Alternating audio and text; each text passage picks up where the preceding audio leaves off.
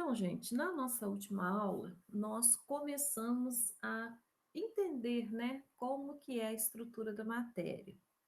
A gente viu a respeito da preocupação de entender essa complexidade desde a Grécia Antiga, né, que todos os filósofos já tinham essa preocupação. Foi lá, inclusive, que surgiu a palavra átomo, né? E vamos ver um pouquinho da evolução desses modelos atômicos que nós conhecemos hoje.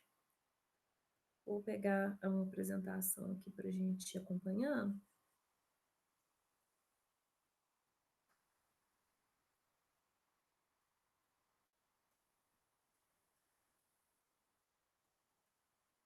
Então, vamos lá.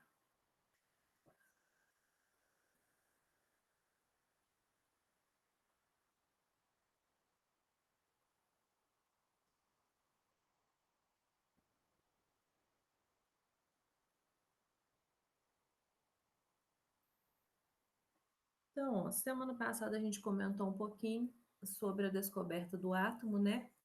Falei para vocês da teoria de Leucipo, que a matéria era dividida, ia se dividindo, né, até chegar em partículas menores, aí não era possível mais fazer essa divisão. Mais tarde, Demócrito denomina, né, essa partícula como sendo o átomo, só que tinha um outro grupo, né, que era representado pelos filósofos Platão e Aristóteles, que defendiam que a matéria era alicerçada sobre quatro pilares: água, terra, fogo e ar. E foi essa teoria que foi mais aceita, né, que vingou na Grécia Antiga, porque Platão e Aristóteles eram mais próximos, né, da parte da comunidade, né, científica, fazia parte da parte da universidade daquela época, então eles tiveram maior aceitação de sua teoria. Falei também para vocês que nessa época as teorias, né, que eram colocadas, elas não eram fundamentadas em bases experimentais, né? Eles apenas estudavam e colocavam, né? A parte experimental só foi feita mais tarde, depois, né, quando a gente já utiliza, né, já começa a falar em ciência, que foi então que surgem aí os modelos atômicos, né, as representações aí que idealizam esse átomo. O primeiro modelo que a gente tem registro foi proposto, né, por Dalton, por volta de 1808. Então, com o que já se conhecia naquela época, né, Dalton realizou vários experimentos e propôs para a gente que o átomo é uma partícula maciça e indivisível. Olha só, gente, ele retomou aquela ideia, né, proposta lá na Grécia Antiga pelos filósofos Leucipo e Demócrito.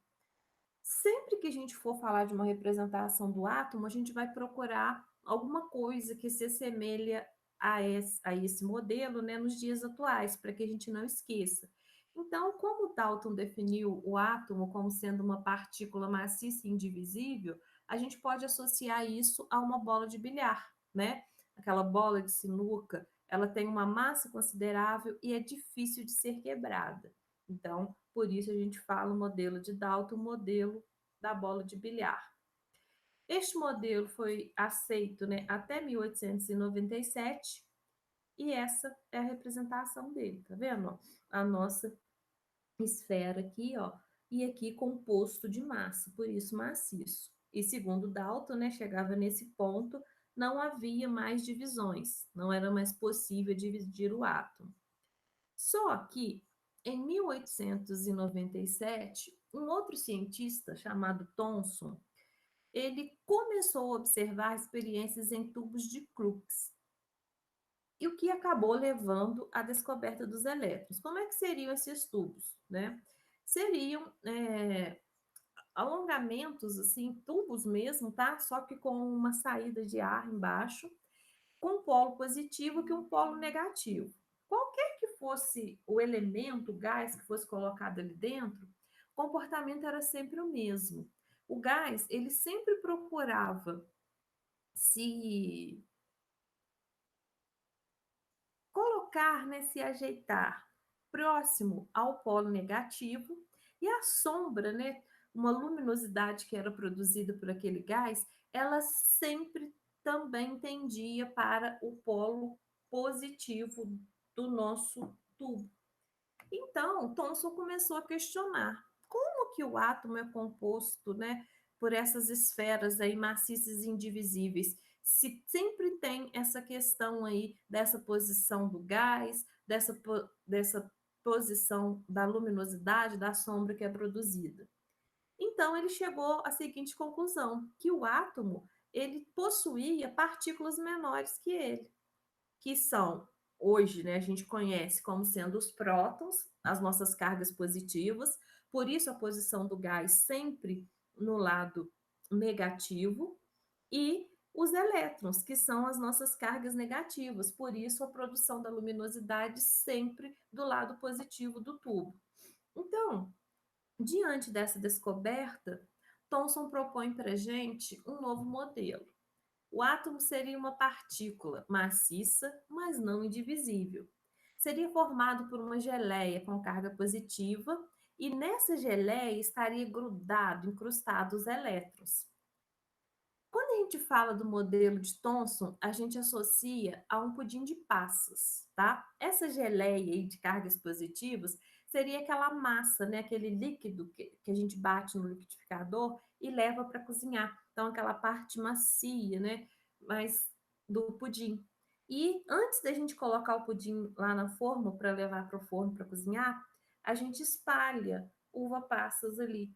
Aí, quando a gente desenforma o pudim, fica aquelas uvas passas por cima. Essas uvas passas seriam esses elétrons aí que Thomson descobriu.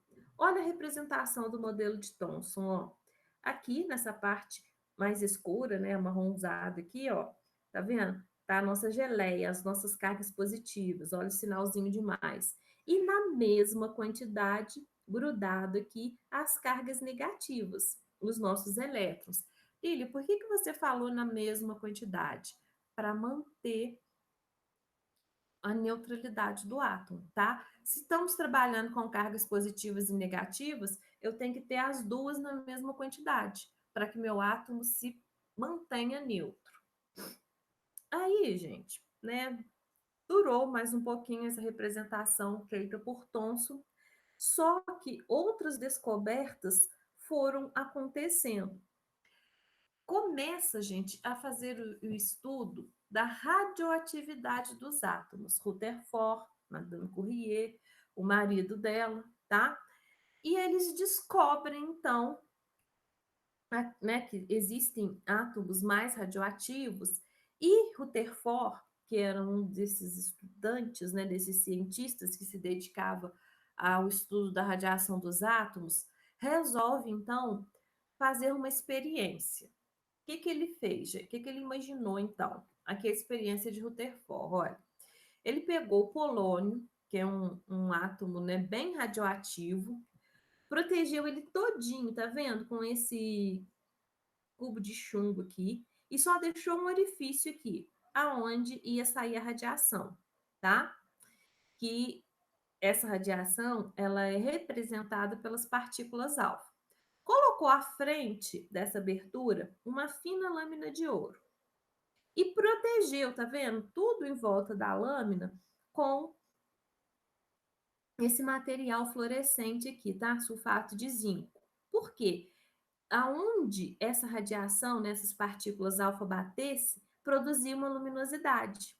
Então, ele saberia aonde essas partículas iriam refletir. O que ele pensou quando ele propôs esse experimento? Que a gente conhecia do átomo? A gente sabia que era representado por esferas, né? Com cargas positivas e negativas. Então, para formar a lâmina de ouro, estaria cheio de esferas aqui, ó. Igual tá representado aqui, tá vendo? Então, o que o Rutherford pensou? Essa radiação, ela não vai passar na lâmina de ouro. Ela vai bater aqui, ó, e rechicotear, voltar, igual aconteceu com algumas partículas. Só que, para surpresa de Rutherford, a maior parte ultrapassou a lâmina, tá vendo? A produção de luminosidade aqui, ó, ultrapassando a lâmina de ouro. Algumas bateram em algum lugar, esbarraram e desviaram, mas também atravessaram, e algumas poucas, ó, bateram e voltaram, rechicotearam. Então, gente, o Rutherford começou a pensar: a representação que a gente tem do átomo não é a ideal. Aqui, nessa folha de ouro aqui, não está cheio de esferas compostas de cargas positivas e negativas. Se desviou essas partículas alfa, né? Porque ele esbarrou aí em alguma massa, né? Alguma coisa que fez com que ele esbarrasse e passasse. E essas aqui, ó, que bateram em alguma coisa e voltaram, é porque tinha a mesma carga das partículas alfa, tá? Então, Rutherford resolve propor um novo modelo. Se a maior parte da radiação ultrapassou, é porque aqui na folha de ouro, na lâmina de ouro, tem muito espaço vazio. É por isso que essa grande quantidade de radiação, ó, ultrapassa e produz aqui na frente a luminosidade. Então, Rutherford propõe para a gente um terceiro modelo, que diz o seguinte: o átomo não é maciço, nem indivisível. Indivisível, Thomson já havia falado que não era, né? Mas a questão de massa ainda continuava. Ele propõe o seguinte: o átomo é formado por um núcleo muito pequeno, com sua carga positiva, aonde se concentraria praticamente toda a sua massa. E uma grande quantidade de espaço vazio e uma parte mais externa, tá? Que seriam os elétrons, as nossas cargas negativas. Olha como que mudou a representação do átomo. O modelo de Rutherford é conhecido como modelo planetário. Olha aqui. Tá aqui, ó, o nosso núcleo, tá vendo, ó? Com as nossas cargas positivas, aonde concentra a massa, grande quantidade de espaço vazio, ó, e na parte mais externa estariam os elétrons. Essa região aqui, ó, ele denominou como eletrosfera, tá? Onde localizam os elétrons aí. Feito isso, a gente fala, né, a gente coloca para Rutherford que foi quem realmente determinou a relação massa-átomo, tá? Quando ele fala, gente, que esse núcleo, né, estaria aqui praticamente toda a sua massa, tá? E um núcleo pequeno, só para vocês terem uma ideia, essa determinação feita por Rutherford, né, que é realmente verdadeiro, é mais próximo do modelo que a gente trabalha hoje, é como se vocês estivessem dentro do estádio do Maracanã. Então, imagina o Maracanã. Aí sabe aquela parte branca ali onde coloca a bola para dar o pontapé inicial do jogo? Ali estaria uma bola de tênis. Então, essa bola de tênis ali naquela marca branca seria o nosso núcleo. Aí, aquela parte de fora, né, ali que a gente fala assim, que seria o acabamento do estádio, seriam os elétrons. E as cadeiras, o gramado, a grande quantidade de espaço vazio. Tá vendo? Como que a massa é muito pequena em relação a todo o tamanho do átomo? Então, Lília, esse é o modelo que a gente trabalha hoje? Não.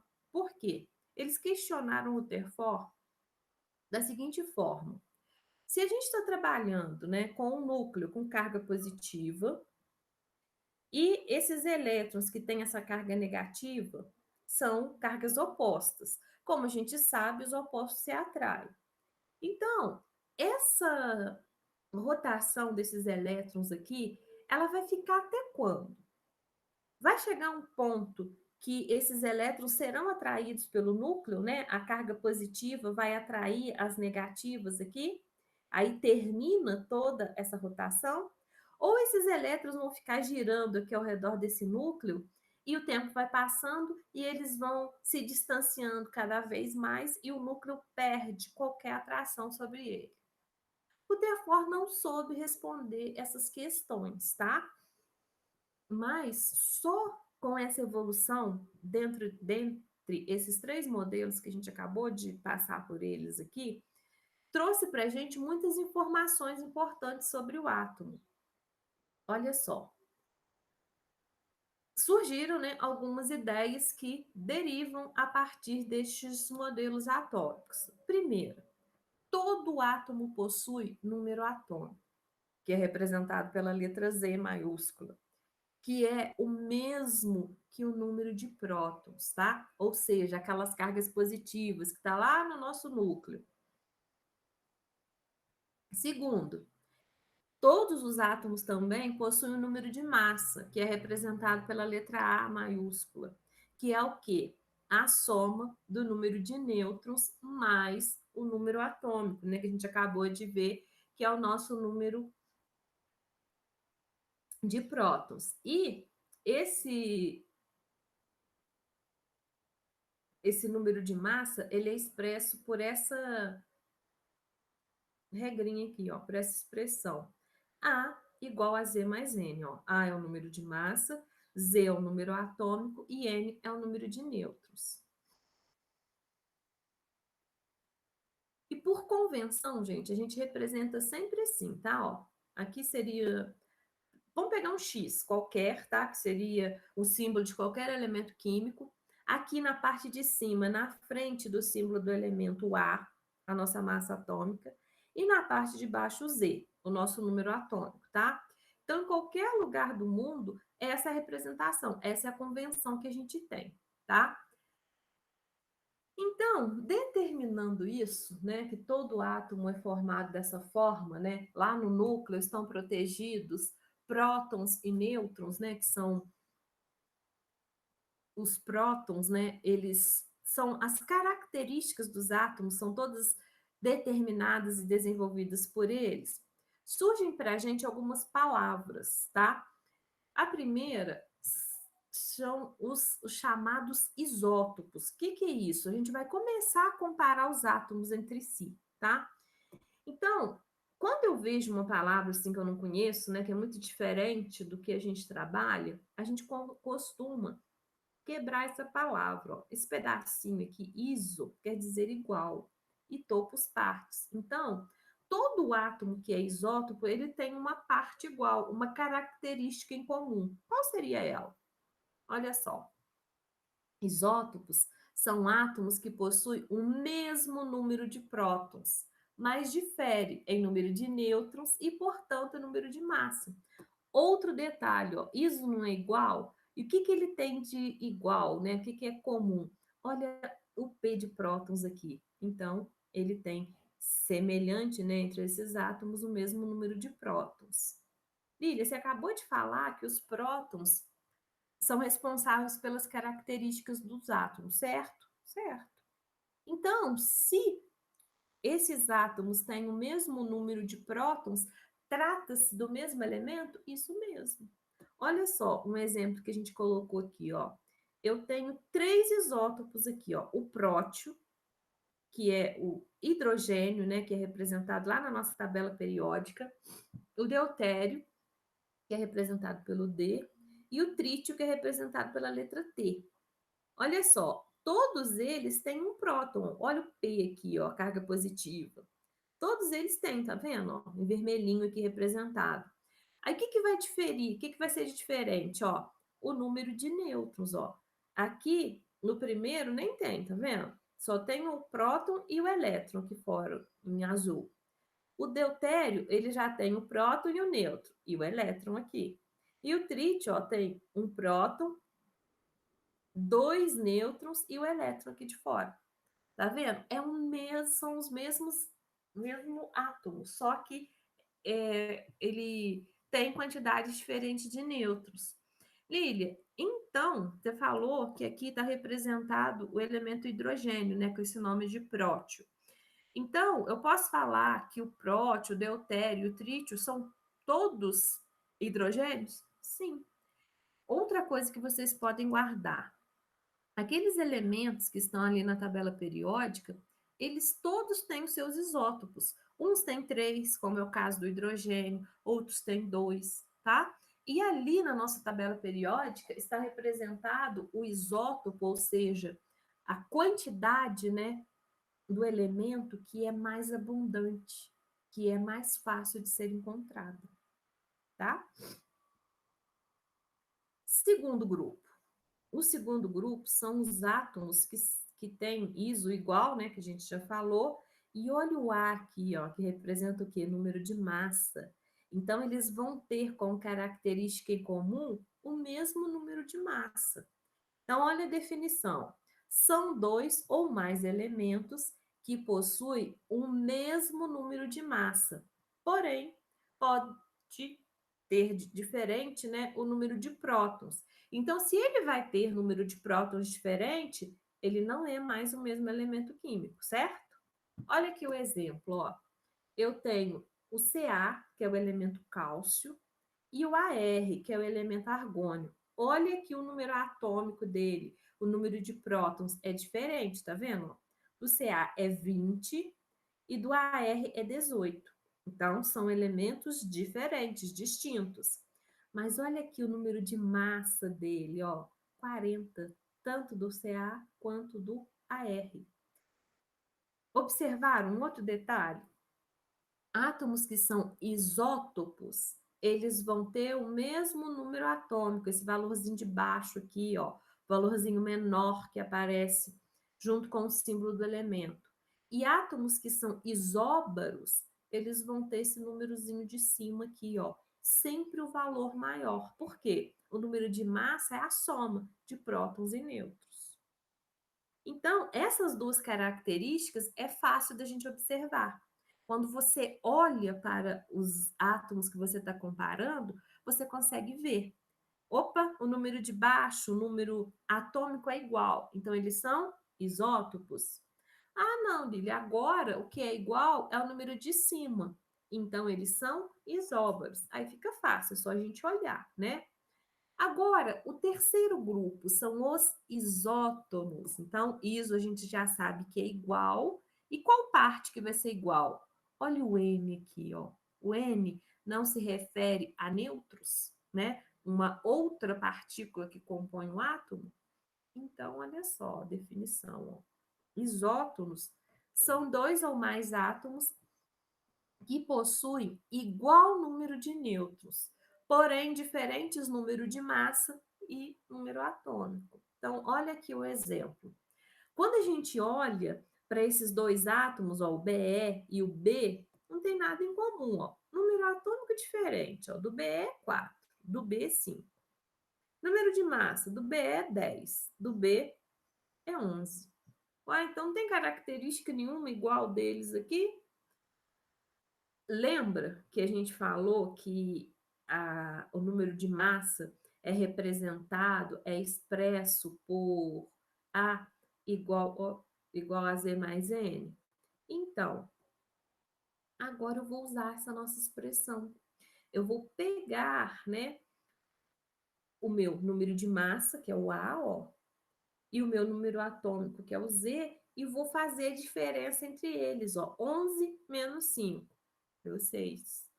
E 10 menos 4 também dá 6. Então, a característica comum dos isótopos são o mesmo número de nêutrons, certo? Então, esses três nomes aí são bem diferentes, mas já deu para a gente entender quais são as características comuns entre eles. Agora, vou falar com vocês um pouquinho aqui, ó, sobre o desequilíbrio elétrico. O que é isso? É quando a gente tem a formação dos íons. Vamos ver o que vai acontecer. Até agora, a gente trabalhou com átomos neutros, aqueles que estão em equilíbrio elétrico, ou seja, tem o mesmo número de prótons e de elétrons, tá? Mas os átomos, eles têm algumas características. Alguns apresentam a característica de perder E outros, a característica de ganhar elétrons, tá? Quando isso acontece, se um átomo perde ou ganha elétrons, ele passa a ter uma carga.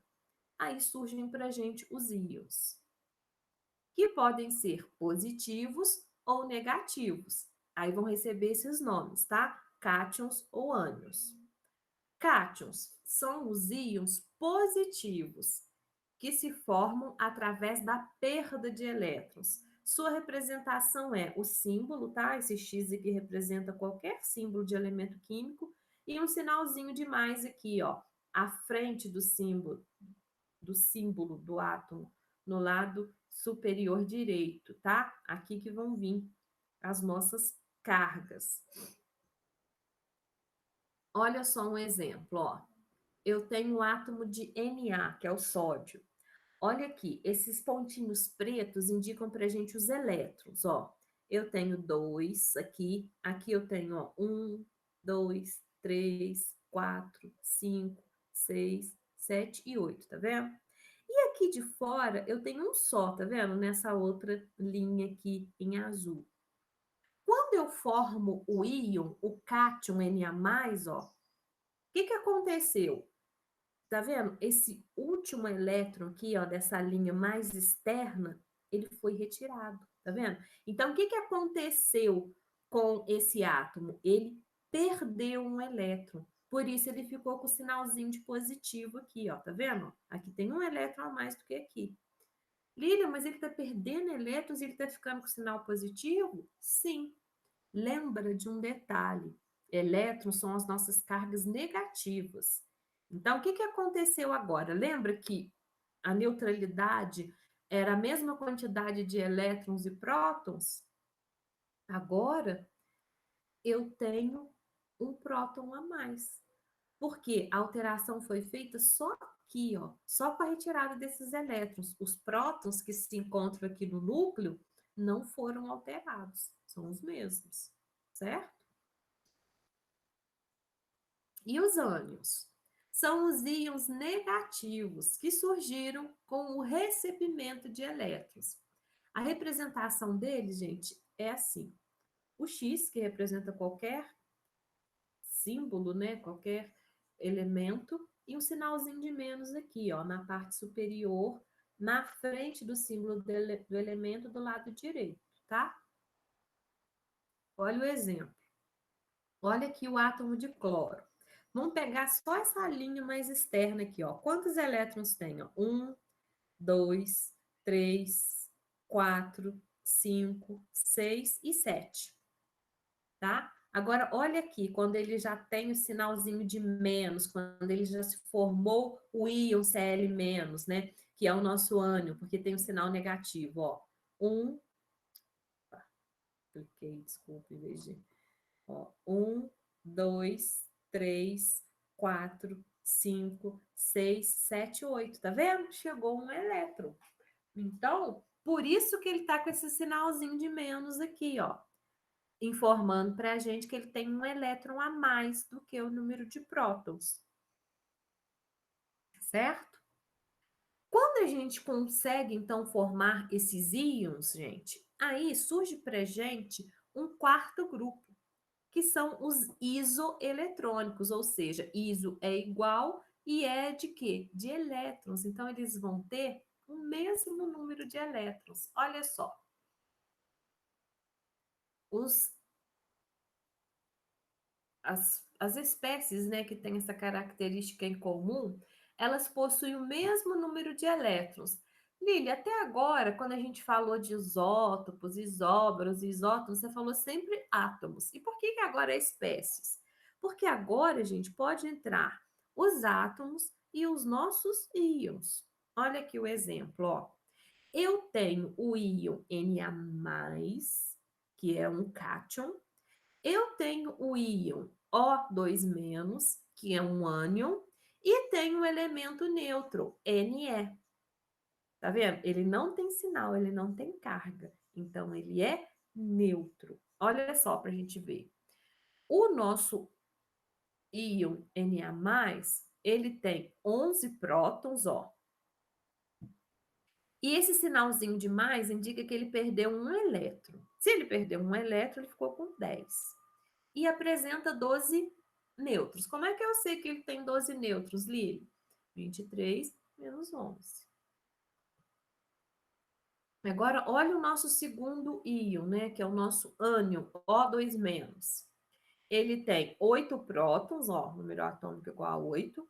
Esse sinal de menos e esse 2 indica que ele ganhou 2 elétrons. Então, se ele tinha 8, com 2 ele ficou com 10. E ele tem 8 nêutrons. Como é que eu sei? 16 menos 8. Agora, o terceiro elemento, ele não tem carga. Então, ele é eletricamente neutro. Ele tem o mesmo número de prótons e de elétrons. Ó, 10 prótons, que é o nosso número atômico, e 10 elétrons. E, coincidentemente, 10 nêutrons. Por quê? 20 menos 10 nêutrons. 20 menos 10 dá 10, né? Que é a quantidade de nêutrons. Tá vendo? A característica dessas espécies que eles têm em comum são os mesmos números de elétrons, ó, todos eles. Aqui com a perda de 1, aqui com o ganho de 2 elétrons, né? E aqui por estar em equilíbrio, tendo o mesmo número de prótons e elétrons, certo? Então, olha só, a gente acabou de ver, né, que através dessas representações dos modelos atômicos foram descobertas as chamadas partículas subatômicas, né? Os números atômicos dos elementos, o número de massa, né? Que é a soma do número atômico e do número de nêutrons. E com isso a gente pode determinar, né, o que é um elemento químico. É o conjunto de todos os átomos com o mesmo número atômico, ou seja, o mesmo número de prótons. Lilian, por que que os elétrons não aparecem na composição da massa atômica do átomo? Olha só, já te explico. Aqui no núcleo, a gente tem os prótons, que tem massa relativa igual a 1, e carga elétrica mais 1, são as nossas cargas positivas. Temos também os nêutrons, que têm massa relativa 1 e são desprovidos de carga, tá vendo? Por isso que está um zero aqui. E na região mais externa, na eletrosfera, nós temos os elétrons. Olha a massa do elétron, gente. 1 dividido por 1836. É muito pequena. Por isso que os elétrons não entram aqui na determinação da massa atômica, tá? Só usamos prótons e nêutrons.